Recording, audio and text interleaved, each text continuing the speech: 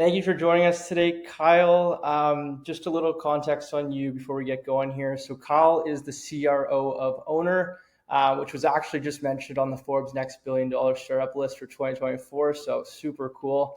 You can kind of think about Owner as the Shopify for mom and pop restaurants. And you guys are growing rapidly, which is just amazing to see under your leadership. And then additionally, you just started your own podcast, which is the Revenue Leadership Podcast. You got a couple episodes out under your belt now. You've had amazing guests like Kevin Dorsey, Jason Lemkin, just to name a few. So super excited to talk to you today, Kyle.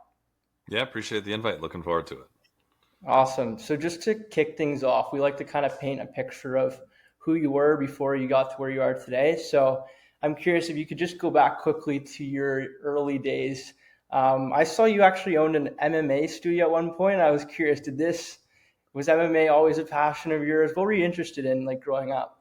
Yeah, so growing up, I snowboarded, I skimboarded, I had hair down to here, earrings. I was a true like West Coast Vancouver kid. And then, at some point in my late teens, I got into mixed martial arts, jiu-jitsu, boxing, wrestling, kickboxing, and just like got obsessed, fully obsessed. All I wanted to do was train. Didn't really go to class that much. Sorry, Smith School of Business. And that became like my obsession. And I think that experience in martial arts in general, like definitely formed me as a person and made a big impact on my professional life.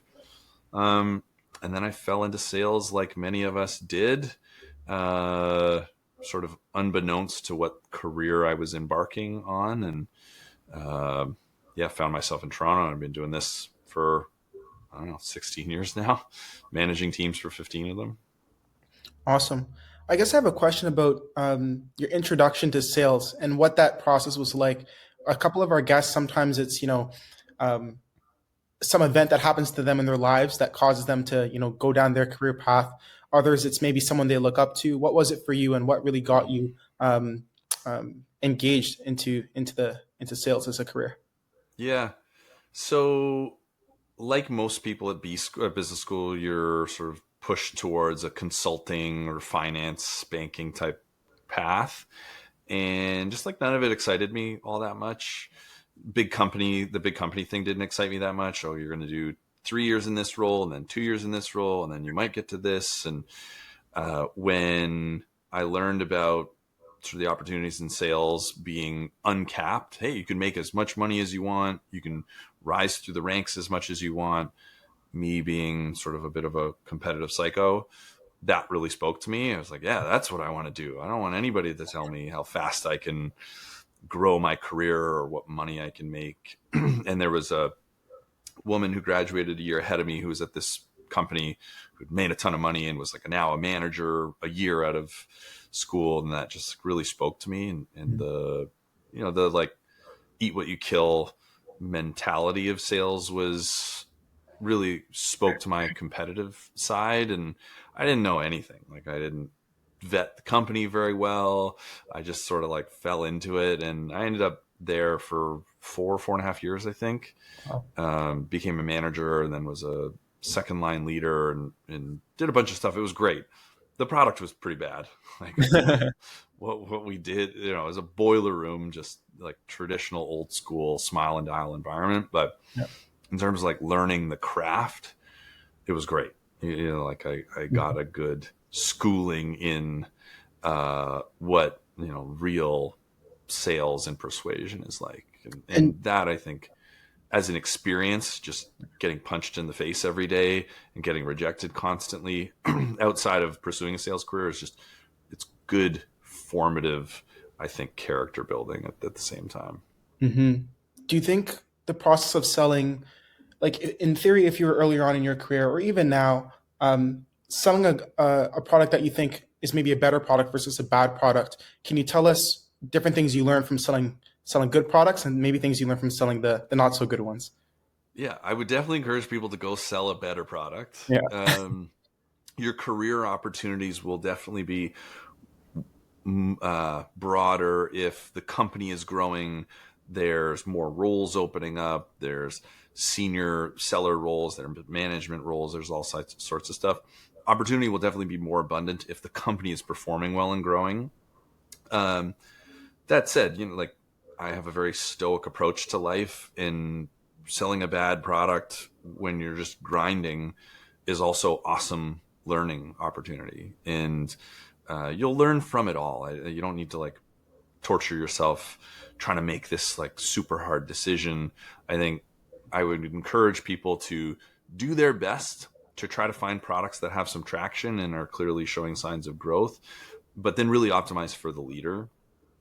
Find a leader that clearly like cares about investing in their people, growth and development. They seem to be somebody with some like pedigree, and they've got a track record of promoting from within. If you find yourself at that company early in your career, like it is just an absolute monster catalyst to do other stuff. Awesome. So let's dive into Owner here. So you started at Owner back in June of 2020, correct? Yeah. Tell me about your experience at Owner thus far, and just what it was like to dive into this startup and be the CRO of this rapidly growing company. Yeah. So funny enough, I said I would never go back to this early of a stage company. Um, it's just such a grind. It's so challenging. It's just so chaotic. And I've got two young kids, and the timing was actually horrendous for me to do it. And I was really happy at Shopify. Like, I didn't really want to leave. I could have happily stayed there another 5 years, but I had met Adam, the founder, because of venture capital, a venture capital fund that I'm in invested in Owner. And I was a part of the diligencing and the sell process, and then just ended up spending time with Adam almost every week talking about go to market. And he's a very compelling individual, and he just sort of roped me in slowly and convinced me to take that role. And it's been great. I mean, it was a very challenging first 6 to 9 months. Anytime you're growing, because the company was like 2 and change million ARR at that point. There's so few resources, and there's so much happening, and every month is so existential in terms of the importance to continue to show a growth rate, that it's not easy. And my son was like 3 months old. That's a hard time with two young kids, but we got through that and built some good foundations. We brought in some incredible talent, most of whom are still here on the team and absolutely crushing.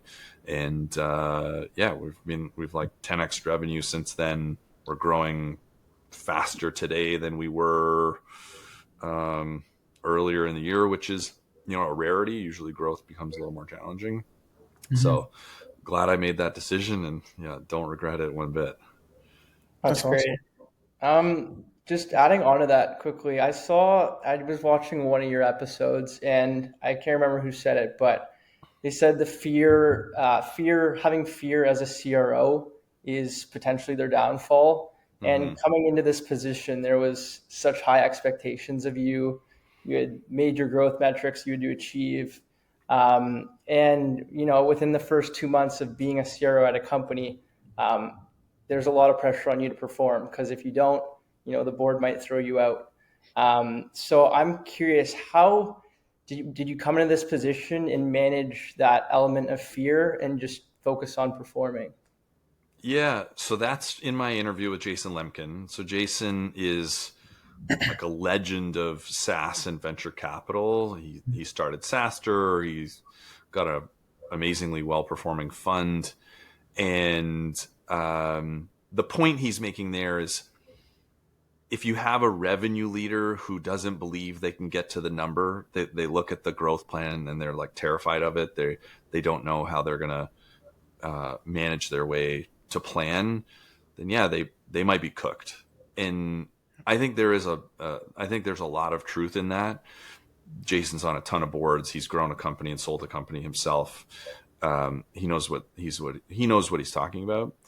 I didn't have that fear in my first few months. The story that got us off on this fear topic was, and what I fed back to Jason was, in my first couple months, I had to clean up a bunch of stuff in sales. We were closing a bunch of low quality deals, and churn was higher than we wanted it to be. And so I actually got really stringent with the sales process and the qualification framework. And so growth slowed down in my second month and my third month, but that was intentional.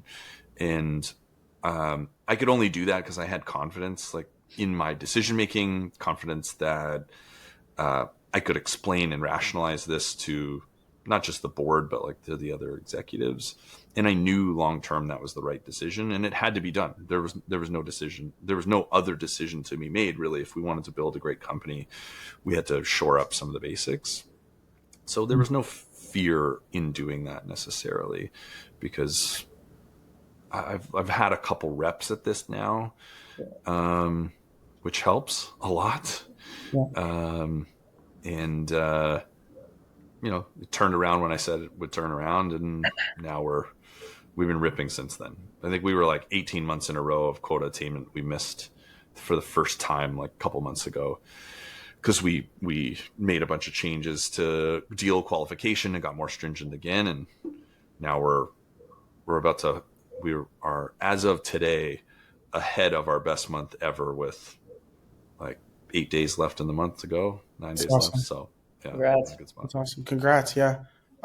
Something you brought up there, Kyle, is really interesting. I know in venture capital, and you're an LP, you're involved with a couple funds, as you mentioned, that hockey stick growth, or investing in something, but maybe not achieving revenue right away, or prolonging that for a longer period of time to see some exponential growth in the future. What you described sounds something similar to like that, to that in sales, where you said you achieved slower growth in the beginning, but that is now setting you up for what you guys are seeing right now.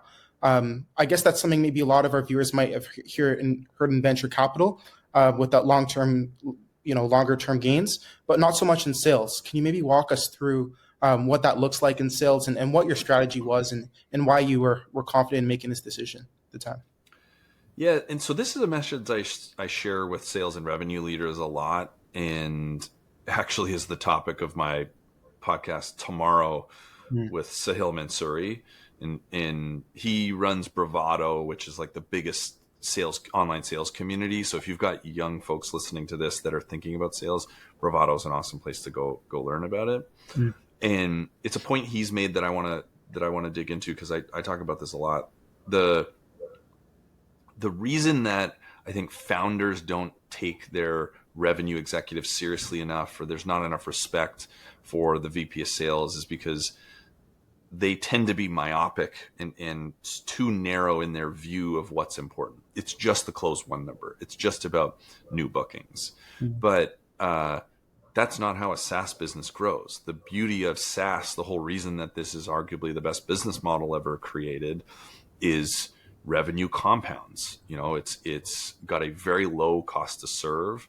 People used to say it's zero marginal cost. It's not really, but there's very high gross margins, very low cost to serve. And so you can bring in revenue, and if you can hold it on at like a 95% rate annually, then that growth stacks up and becomes exponential quite rapidly. But that exponential growth only happens if you have good enough retention numbers.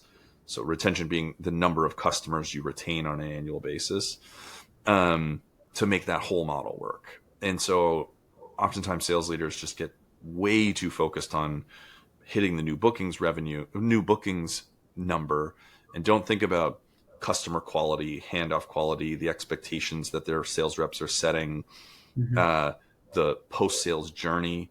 How does your solutions engineer who helped scope and set this deal up continue with that deal into the onboarding and CS journey? And that is something that seems obvious to some, but is like definitely not the norm in our market. And so I think making hard short-term trade-off decisions is one of the things that like real executives, real revenue leaders can make. Whereas sort of the amateurs who might go through 3 or 4 VP sales roles in a row and never really like make it stick. That's oftentimes the thing that's missing, is just like short-termism and a lack of confidence to maybe have that conversation as well. That is broader. Very interesting. Thank you. Kyle, I want to dive into the sales cycle specifically for Owner, and you're selling to restaurants, and just to give a little bit of a personal story. I was working on a restaurant software startup this summer, and pitching and selling to restaurants it's not easy. I mean, you can't access them by email, you can't access them by LinkedIn. If you call the restaurant, chances are you're not going to find the decision maker or the champion. It's hard to get through to them. So I'm curious, what has been your experience pitching to restaurant owners, and how different has this been from previous customers you've dealt with, and what challenges has that presented? Very different. Yeah, and this is common in vertical SaaS, blue collar vertical SaaS. So vertical SaaS being you're building one or many products for a very specific type of company. Like Salesforce is horizontal, it's CRM for all sorts of different industries. Vertical SaaS is we are marketing and everything digital for just restaurants, and only like a portion of the restaurant market. And so, yeah, blue collar vertical SaaS has this all the time. People who sell to construction, nail salons, there's a bunch of these businesses out there. And there is a sales approach piece of it, which is these guys don't want to be BS'd. They want to shoot straight. They don't want to waste time. They literally don't have time. They're working like 70, 80 hours a week. They're like making dough as you're pitching them. If they've got their camera on the little shelf in their kitchen, they don't have time to mess around. And so you have to be like transparent and to the point. And so the style of selling that I've taught for a long time is radically transparent selling. And there's a whole system behind it. And we won't get off on that tangent, but I teach people to just be like straight up and set like very clear expectations with the customer. And then there's the whole other piece of operationally, how do you get in touch with these people? And so I gave a 50-minute talk last week at GTM 2024, which is a big conference in Austin, where I go through my entire system. And so I have a Substack that people can go subscribe to. I'm going to publish all the slides and a big article on the whole thing next week if they like really want to go deep on nerding out on all that stuff. But we bought a database, pulled the whole thing into our Snowflake instance, built custom web scrapers on top of it so it would visit the websites of the records in the database, scrape that information into Snowflake, make decisions about estimates on deal size and probability or likelihood to win. And then we API'd into this mobile phone record database. And we built this very extravagant data infrastructure just to get to a decision maker, like just to get a restaurant owner on the phone. Because they're not in Zoom Info, they're not on LinkedIn. You gotta do something else. And so we built that basically from scratch, which is it's a challenge, but at the same time, it's a differentiator for us.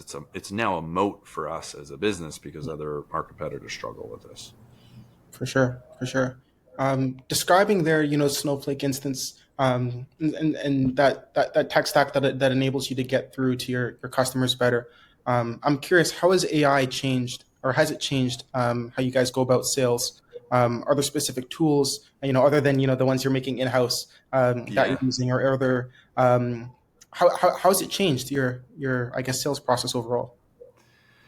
A lot.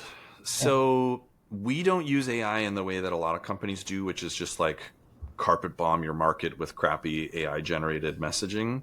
Okay.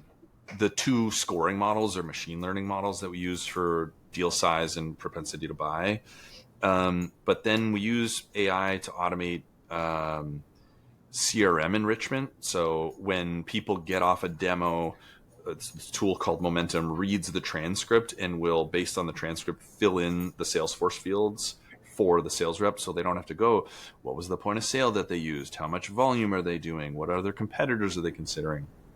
All that's done for them, which is a big time savings. Then we're using another company called Avara, which is an AI sales simulator. And so basically, we can load in scenarios into Avara, like our most common selling scenarios: discovery, setting up your value prop, setting up a demo, closing in next steps. And reps can go in and run those situations over and over and over and over again, to hone their craft. Because like, people don't want to do mock calls. Like, it's a big part of coaching in sales is doing a mock call, like role plays with your manager. But like, the reps don't really like doing it. The managers, if they're honest, probably don't like doing it. But if you give them a sim, they could go rip like 100 sims of the cold call situation before their first day actually talking to a real customer. And that's built on our database of calls, our like real situations. My cold calling methodology is built into it. My coaching methodology is built into it now. It's pretty impressive. Like, it's almost freaky the first time you do a couple sims. You sort of can't do it because you're just like so blown away by the experience. They've emulated for us, the restaurant owner, so well. So that's another AI use case. Carl, I use AI just like every day. I use ChatGPT to create content, to edit stuff. Like, I'm in there all the time. For sure. Very cool. Yeah, James, yeah? I was just going to say, Carl, what role do you think that will play in sales training? Because, people often emphasize the importance of getting like really good sales training when you're young and early on into your career. Yeah. And without straining resources of leadership within the company, if you don't have to be putting in hours to train your young BDRs, does this kind of revolutionize the game and allow you to bring on, maybe some younger talent and train them just through AI, or is that unrealistic? Yeah, it doesn't mean I'm going to hire different types of people. I already hire a lot of new grads and people with very little sales experience. I would rather take somebody with tons of upside and potential and teach them my system and have them learn from scratch from me, versus taking somebody who's got more experience but maybe not the same upside. But it just lets us get people better faster. And it means that people reduce their time to ramp. Productivity on a per person basis is higher. I was looking at some of our data, and just the productivity per AE is just so different today than it was even 6 months, because you're just constantly tweaking one thing and then the next thing. And then you get people a higher quality lead, and then you give them more training opportunities. And then we just rebuilt our coaching system. And now I'm building the sales leadership academy so that all of our frontline managers are better at executing their job. Like, every single month we try to ship something that will significantly help the rep get better. And just all of those things compound over time, to change a business. Very cool. Very cool. Something that just popped into my mind randomly. The first day I actually went to SF, I first came out there this summer. It was in July, but the first day I went there, some of my friends were working out of office space. So this company called, I think it's called Bland AI. They do like AI phone calls. They had a super viral billboard on LinkedIn. You might have seen it, with the phone number that you call. Is like you call in, the AI will answer. I guess something that I was thinking about is, how do you see the role of salespeople changing? Perhaps, do you think they'll maybe move into more of like a coaching role, coaching of perhaps these AI agents? What do you see the future of sales looking like? Because no doubt it's incredibly important, because there'll be a lot to sell. But how do you think that will change? So there's a short and a long-term answer here. In the short term, I think that AI is going to make sellers way better at their job, more prepared going into meetings, better and more consistent with their follow-up, better trained, coached, all of those things. And AI won't replace the rep, but reps with AI will replace the reps without AI. Yeah. I don't know who I stole that from. That might be a Jake Dunlap thing, but credit to whoever it was. And but I think in the long term, yeah, like you're going to start to see some self-serve experiences that feature an AI interaction. I've seen some like unreal demos. OneMind I just saw at GTM, and it was like super impressive. And you can have like an inbound sales experience where an AI avatar will answer questions and guide you to the right resources. I don't know that really replaces sales reps, to be honest. Yeah. Because that really replaces your current self-serve or PLG journeys. Maybe there's a little bit of it at the very bottom of the market, but in general, I think it will potentially, who the heck knows? Yeah. But potentially some of that is some of those agents can like do the job, and then reps can do more and more levels of sophistication of interacting with like different types of customers, like higher value types of customers, and potentially it's just way easier to start companies. Like, you know, one of the founders I advise was a AI engineer at one of the big players. And I asked him, like, how much more productive are you? He's like, probably like 4x. I probably write 4 times the amount of code today than I could before it. I was like, holy crap. Yeah. So think of either shipping 4x the features or being able to compete with 4x the resources. Maybe just way more companies exist. And some of this is done by agents, and then the higher value deals, because there's more companies now, are done by reps. Like, who knows? Yeah, we're going into a very, very uncharted territories. No, for sure. Because at some point there's like saturation. Pardon? Sorry, the last part? At some point there's a lot of saturation. Yes. And there's too many companies selling into too small of markets, or maybe things like niche way down, and there's specific use cases for really small corners of underserved markets. We'll see. If I knew, I would be making big venture capital. Cool. Well, you mentioned at the start there, Kyle, and you mentioned just now that you work with a number of founders, and obviously Adam Guild was a good enough sales guy to convince you to come on and, you know, take on Owner. But I'm curious, like what really like lit a fire under you to realize, hey, this is what I want to go after, and what makes him so special and different? Yeah. Part of it is mission. Like, I've served entrepreneurs for a lot of my career. I come from a family of small business people. I was an entrepreneur at this mixed martial arts academy for a bunch of years. So I feel a lot of empathy for this market and a deep connection to it. And growth was good. Marquee investors. There was a lot of the signals. But in terms of how I evaluate founders, there's really like 4 things.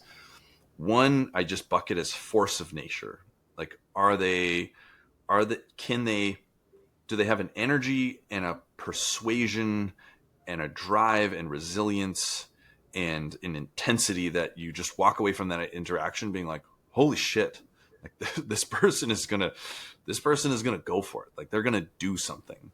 And that there's a category of stuff under like force of nature around that. Then the second category for me is supercomputer learner. So you have to just be super smart. And I've met a lot of smart founders, and that's nowhere near enough. You can't just be like smart or really smart. You have to just have like a raw intellectual horsepower that's like pretty rare to succeed. You know, a lot of people can start a company, raise a round, get to like maybe an A or a B, and then flame out. But like, if you want to build something significant, you need a raw intellect that's like pretty rare, and they have to be like super learners. When you teach them something, do they get it right away, and are they insane about learning? And the story I tell about Adam is, we were talking about messaging, and I mentioned this book that I like on it. offhand. It wasn't like, hey, go read this book. I'm like, oh, this is the book I like on it, and here's how I think about it, yada yada. Then he texted me like 18 hours later. He's like, hey, I read that book, and then he had like 7 questions that weren't clarifying, scratch the surface questions. They were like deeply insightful, difficult questions for me to answer. I'm like, how the hell did this guy read this book in literally a day, in like less than a day, and understand it in such a depth that he's asking me these types of questions? Like, it was odd. It was just like an odd experience. and so like that was one of the things with him. I was like, oh geez. Founder market fit is the third thing. Like, is there something that they know about this market that makes them uniquely ready to solve this challenge? Have they experienced this as the buyer? Have they, do they have some like deep empathy with this customer? And for Adam, he started this business for his mom. His mom owned a dog grooming business. It was like going to go under and cost them the house and everything they had.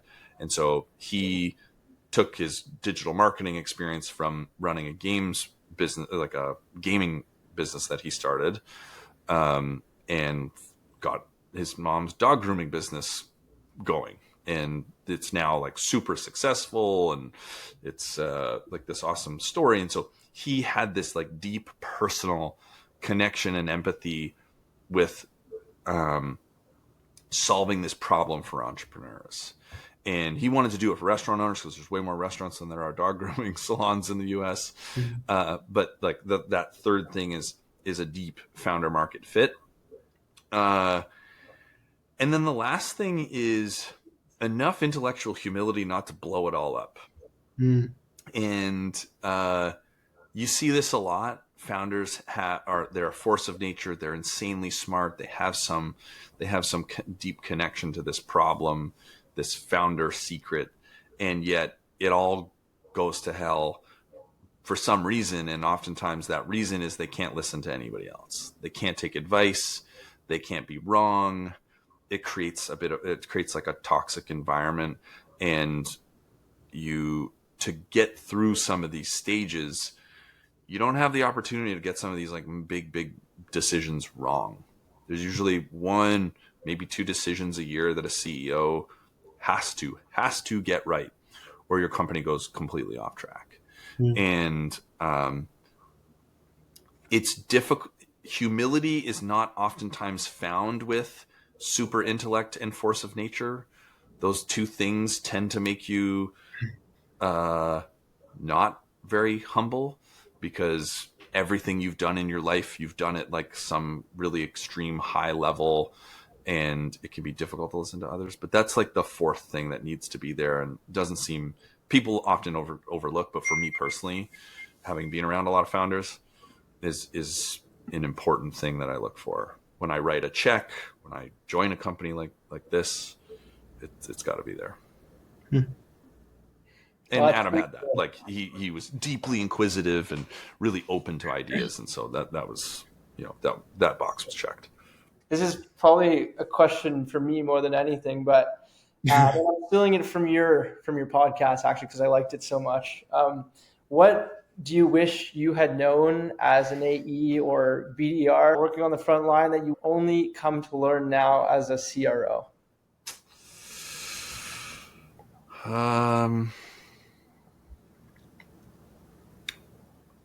Definitely with age, you learn patience. Patience has never really been a strength of mine. That might be part of why I'm good at what I do, but definitely early in the career, that lack of patience was extreme. And I could have had a healthy dose of, hey, things will probably work out. I don't need to like panic when things aren't going right. And like, I'm not going to instantaneously be the best at everything I do.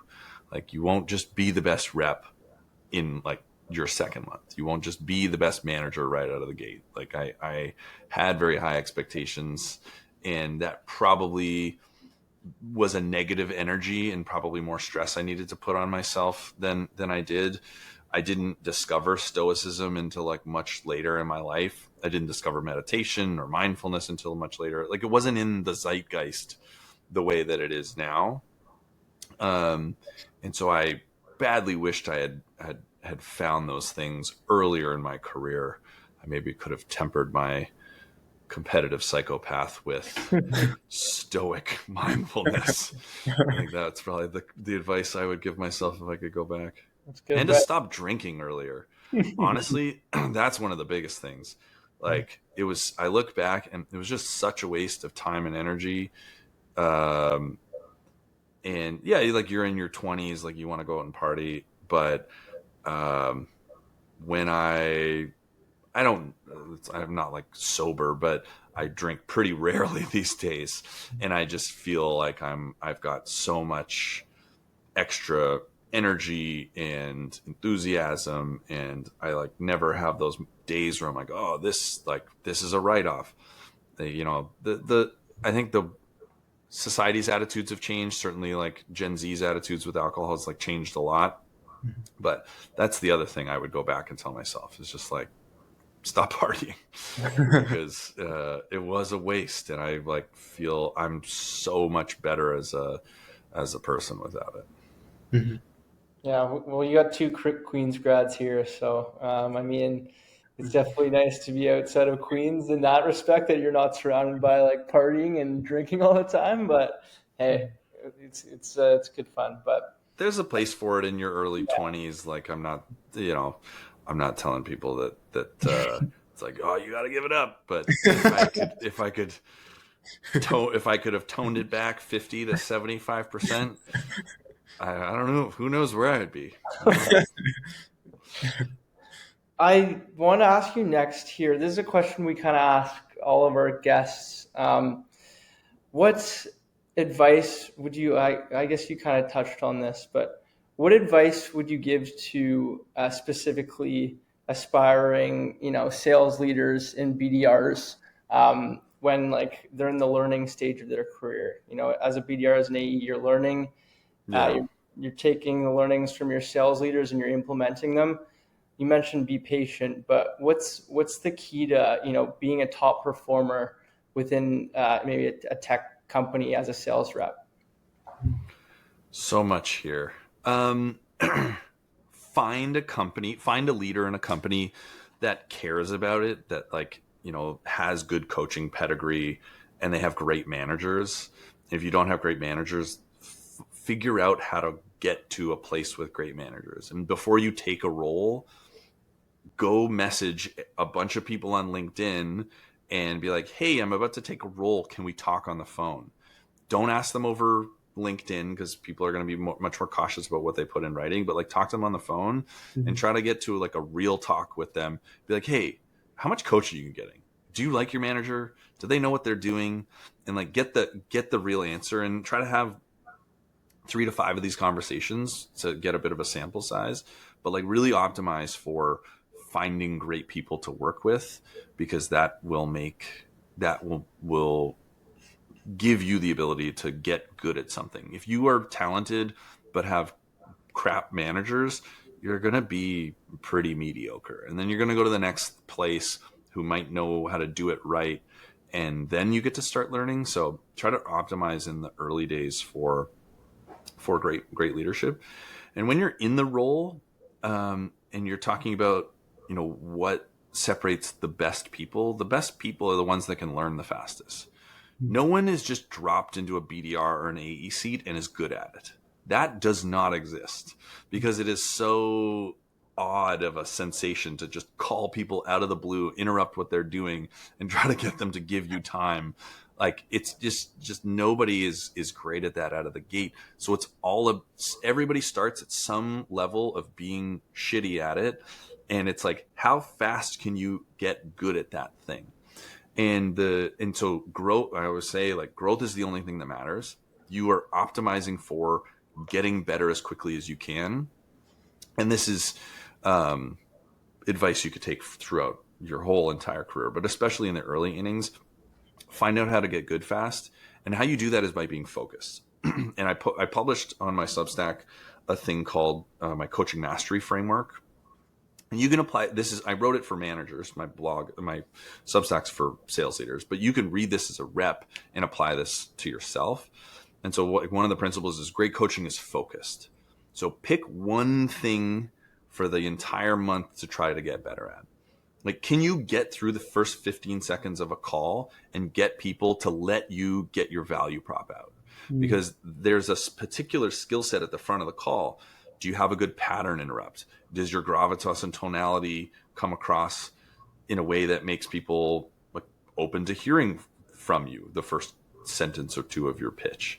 And so you can like break down a sales cycle, a cold call, like anything you want into its component parts. And you just want to be like extremely focused on only one thing at a time.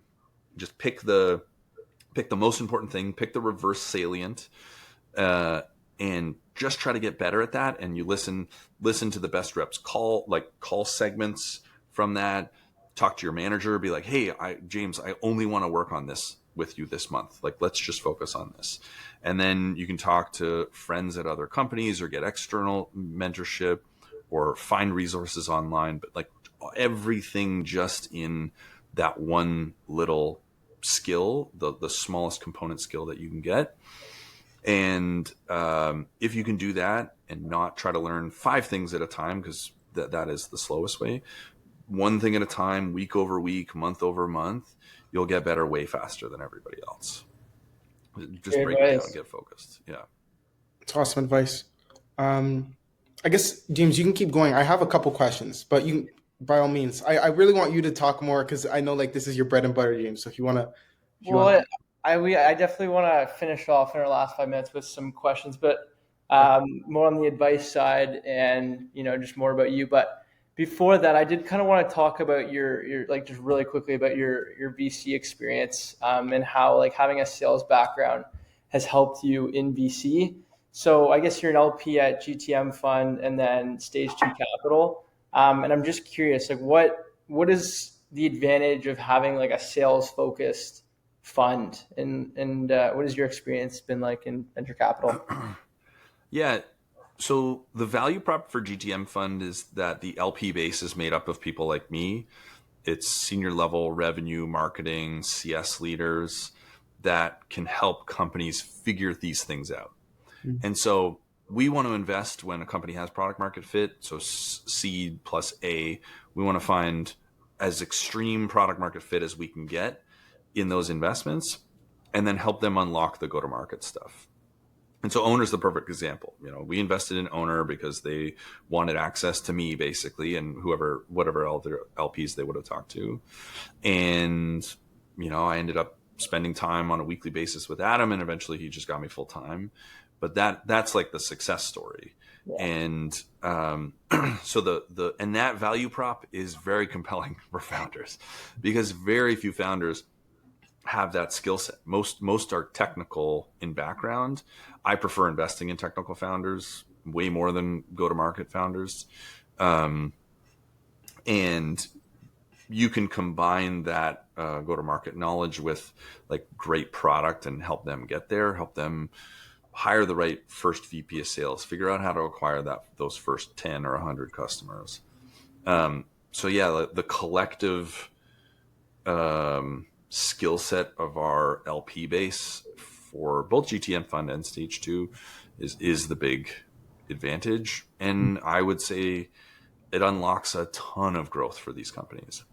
Like the GPs will share, the general partners will share sort of screenshots from founders being like, you guys are the best money by like 10x. And like, you guys only invested whatever. And like, we've gotten the most insane value. People are pretty excited about it because go-to-market's hard. And there's so much garbage out there online. Like there's some great books, Impossible to Inevitable by Jason Lemkin or Sales Acceleration Formula by Mark Roberts. Like there's some good ones that really you can get a ton from. And then there's just grifters and idiots that have like never really accomplished much, but somehow build a following online and are like telling people how to do stuff. And I just read it. I'm like, oh man, I hope no founder takes this seriously.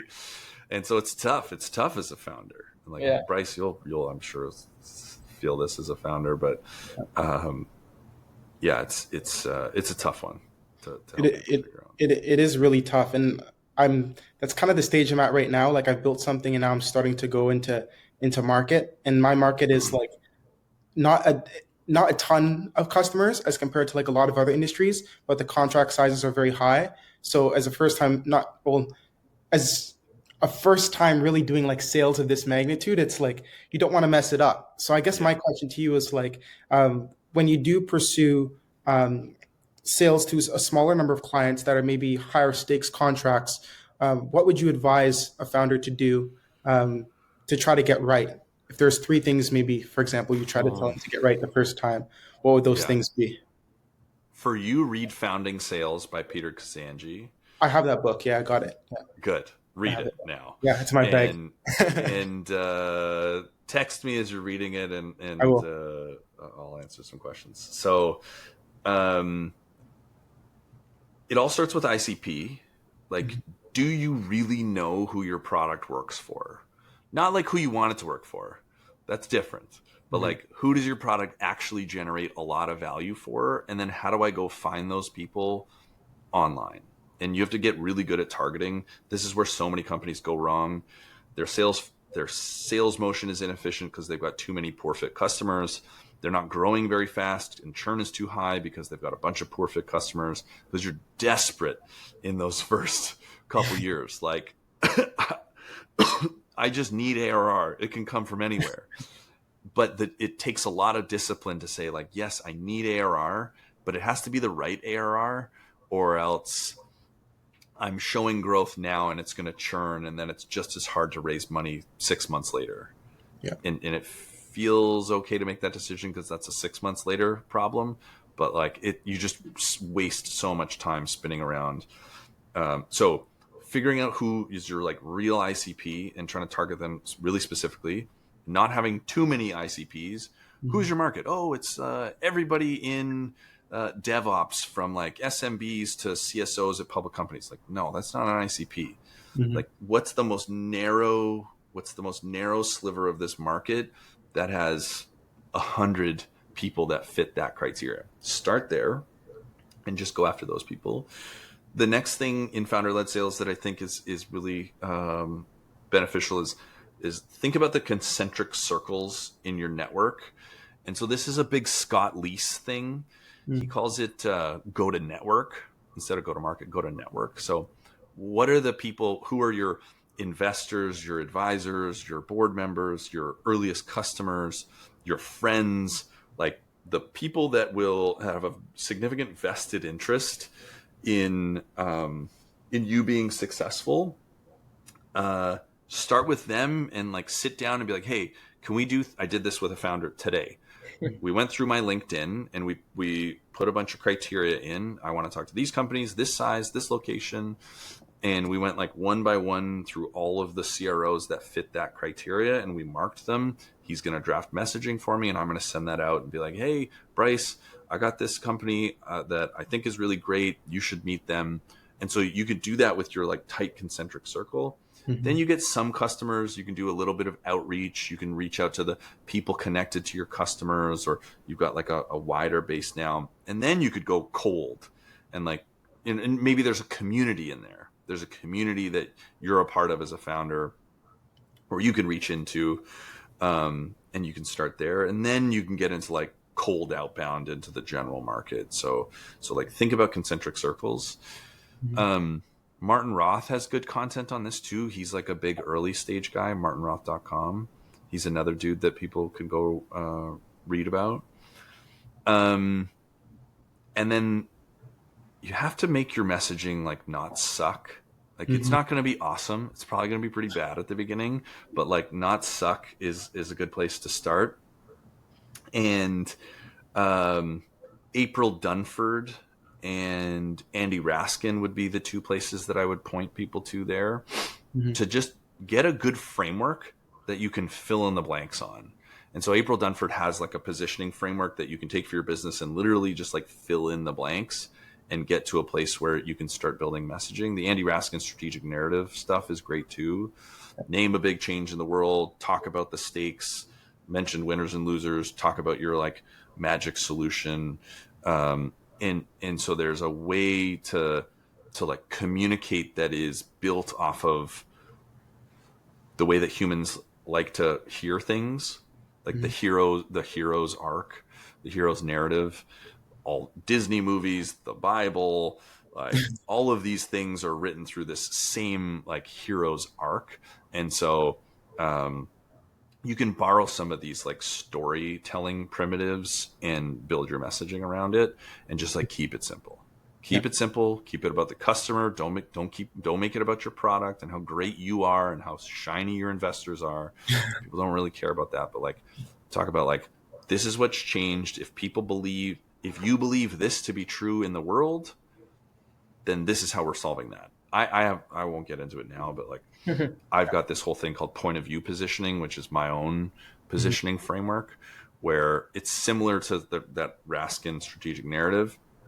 But instead, I'm not trying to sell my product. I'm just trying to say, like, Bryce, when I talk to other people that are VPs of marketing at deep tech companies, they tell me, like, this is a problem and this is a problem. Like, are you seeing that? Okay, and if you believe that the way to solve this problem is X, then we're the only solution in the market that does that. Like at Shopify, I was part of rewriting our global sales narrative, and the point of view that we were communicating is like, if you believe that you winning as a D2C brand is about an amazing product, really great storytelling, and building a community, and it's not about being the most sophisticated tech company and like winning on just like e-commerce bells and whistles, then you should use Shopify, because we'll do all of that for you. If you would rather have big marketing investment and like smaller technical investment, but get most of it, you have to fit in our box a little bit more. We're slightly less customizable than the other companies, but like you get more customization there for 3x the cost, and it's way slower. Or you could spend your time, energy, and investing in your storytelling, your brand, your product, and go fast and with way less cost with Shopify. Like, choose us. And people will put themselves into one of those two camps immediately. They're like, no. Like, I've got a big name CTO and a big dev team, and we do all this custom stuff on our own e-commerce platform. Then they're just not a customer for us. It's just like, okay, that's not a fit. No big deal. Yeah. Like, you should go with one of the platforms that offers that. But then everybody else who fits into the first camp, they're like, yes, that's what I want. I don't want to hire 20 developers. Like, that's not the business I want to run. Like, I care about my products. I care about my community and my narrative. Those people opt in really fast, and so that's the point of view positioning. That's the 2-minute version of it. But communicating that to early customers, having them opt into like a worldview and a vision for the future, that's a good way to think about getting your first customers. That's awesome. Thank you. And I'm like right at that stage, so I'll try some of it out and I'll let you know how it goes. How about that? Okay. I have a recording of me explaining point of view positioning that I can send you, and you can play around with it. That'd be awesome. Thank you.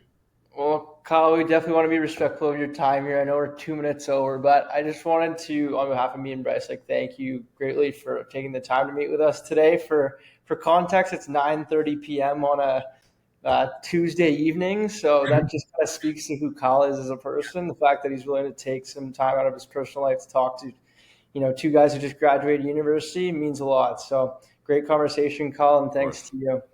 Happy to do it. And if people want to get into sales, I'm hiring. Find me on LinkedIn, shoot me a note, and we do it pretty good. So give us a look. For sure. So where could they find that? RevenueLeadershipPodcast.com is the Substack where I do most of my writing now. I still have a ton of stuff on LinkedIn people can go back through, but most of my new long form is all Substack. RevenueLeadershipPodcast.com. I release the episodes there. You can get it on Spotify, Apple Podcasts, like wherever. I'm not hard to find. Kyle Norton Very on cool. LinkedIn. I'll be there. Awesome. We'll include links in bios, guys, so don't worry about it. There you go. Subscribe below. Subscribe below, like and subscribe. Connect with me if you haven't already, and James and Kyle too. Awesome. All right, we'll wrap it up there.